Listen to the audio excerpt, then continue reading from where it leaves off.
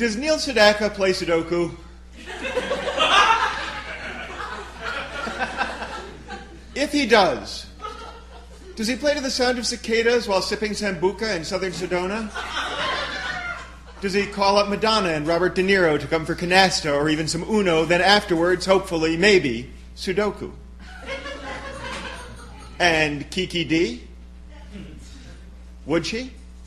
Could she? Do Kiki and Yoko eat pico de gallo with David Sedaris? Do they speak of antiques and quote some quaint haiku? Just what do they do when they do Sudoku? And what of de Kooning? Santana? Sinatra? Did Frank croon a tune while he did his Sudoku? Did he doobie-doo and shooby-dooby-doo, and did he do that voodoo while he did Sudoku? Did Eva and Ava and Jaja and True, when it was très hip to be hip, do beaucoup Sudoku?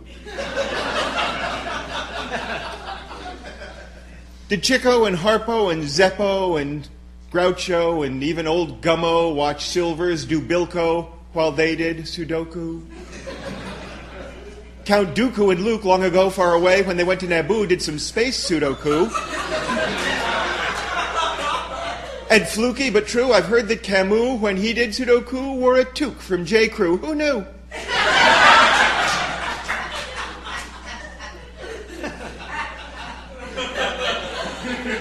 And what about you?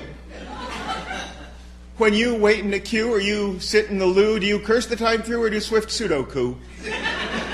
Do you wear a Seiko or maybe a Faco?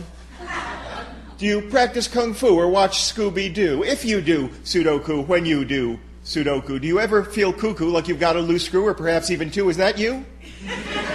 Do you see yourself in this picture I drew? And I? Do I too? Oh, I did and I do. Some nights more than a few till the day comes anew. Only when I unglue and my eyes are askew do I put down the pen and decide that I'm through. Oh, wait! That's a 2.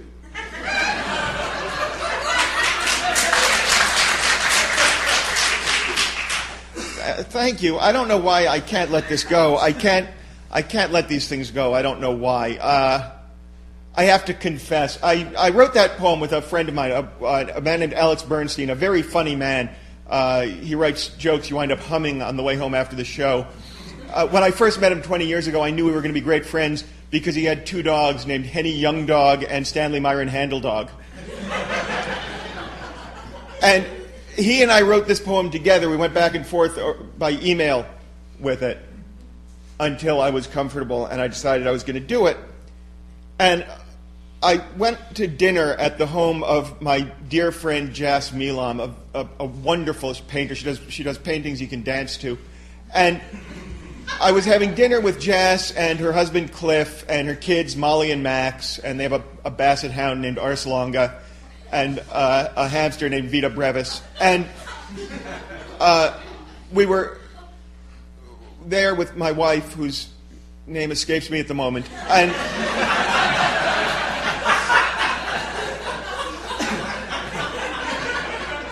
during dinner, I said, I'm working on this new piece. Do you mind if I run it past you? Because sometimes I present written material in lieu of a personality.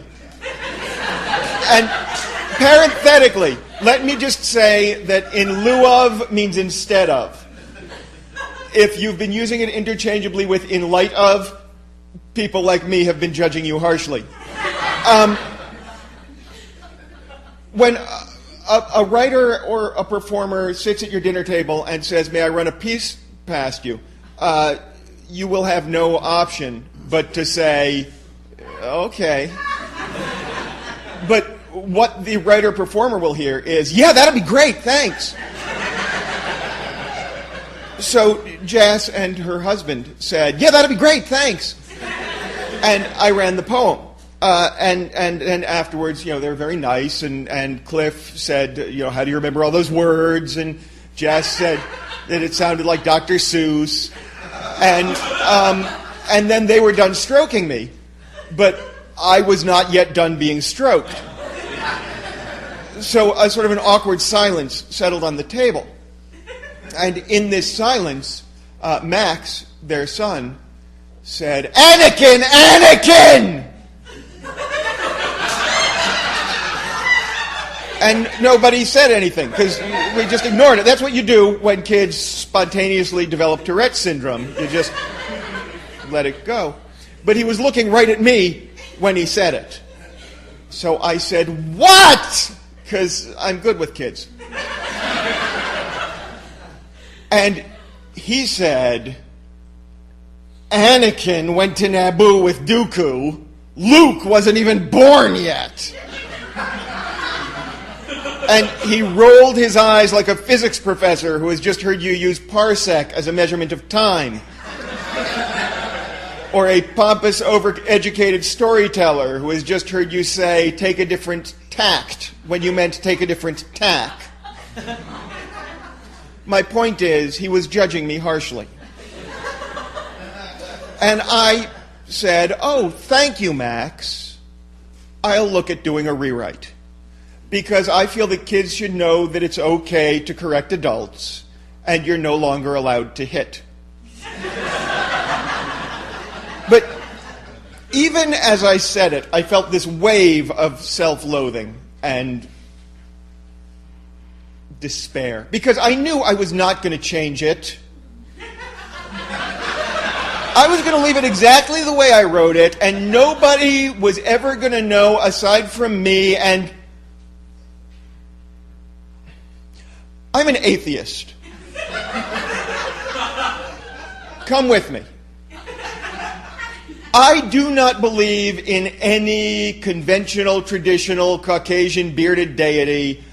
I so thoroughly do not believe in any deity that I find it difficult to believe that anyone else does. If you ever hear me saying I have the utmost respect for whatever superstitious bullshit you want to believe in, that's a lie.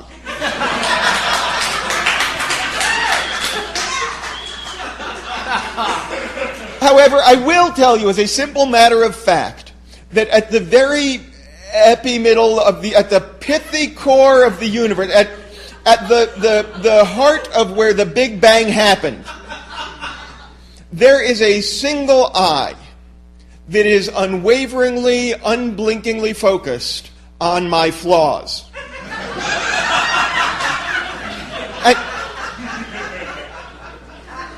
If any of you ever encountered that eye, you would find an adoring, grandparently ocule that can see in you only your best and your greatest potential. But when I see that eye, it will look at me with disgust and disappointment. And it will judge me harshly for every misspoken word, every minor factual inaccuracy that I have left in a piece of my work for the sake of rhythm or a laugh or expediency. And it will cast me out at once. And it will send me spiraling backward through the vast, dark void, lit only by the slow glimmer of lights from stars that have died 1,000,000 years ago. And as I fall away, I will cry out, "Where are you sending me?" And it will say, "I'm sending you to Naboo to do Sudoku with Luke and Dooku." And I will shout, "Anakin! Anakin!" And it will roll itself like the eye of a disaffected adolescent or a pompous, overeducated storyteller who has heard you use "in lieu of" when you meant "in light of."